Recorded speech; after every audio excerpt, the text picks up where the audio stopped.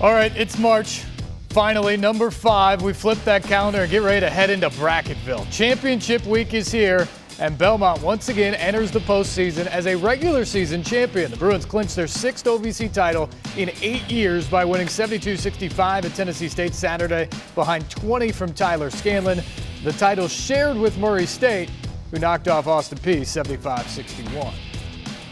And we're joined now by the head coach of those OVC champion Belmont Bruins, Casey Alexander. Casey, welcome to the studio. Congratulations. Thank you. Good to be here. A bit of a grind last night against TSU. You've had a few of those down the stretch, but I think it's safe to say that this team may not have won some of those games about a month ago. How have they gotten it done down the stretch? It's a great question, and it's nothing absolute, nothing honestly too significant. You know, I think we've kind of built some momentum. You win one, it makes the next one a little bit easier. It's March 1st now. On February 1st, you were 3 games back in the OVC. I don't think anybody thought you'd be standing here today as a champion. What got into your team in February? I said then, coming off the Austin Peay and the Murray State road trip where we lost both games, I didn't think we were that far away. I knew things had to change and we had to get better, but I didn't think it was wholesale changes. Guys just stayed the course, and it's just kind of happened.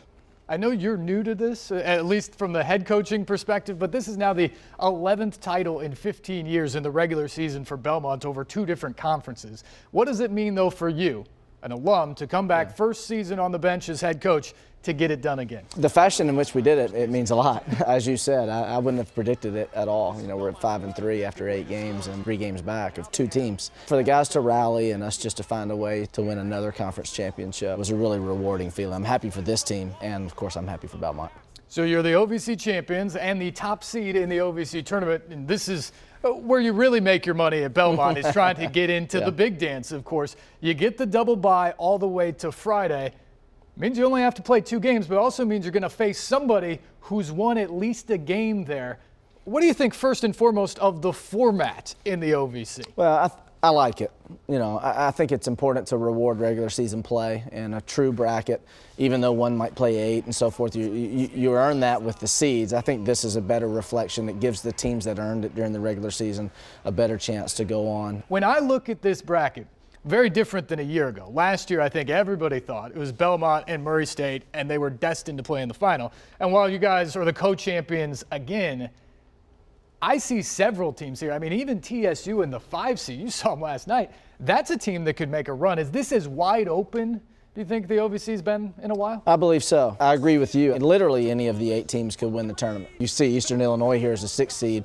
They just beat Austin Peay and Murray State last week. Tennessee State has as much talent as anybody in the league. Murray State and Austin Peay have been in the lead literally until yesterday, and so I think it's wide open.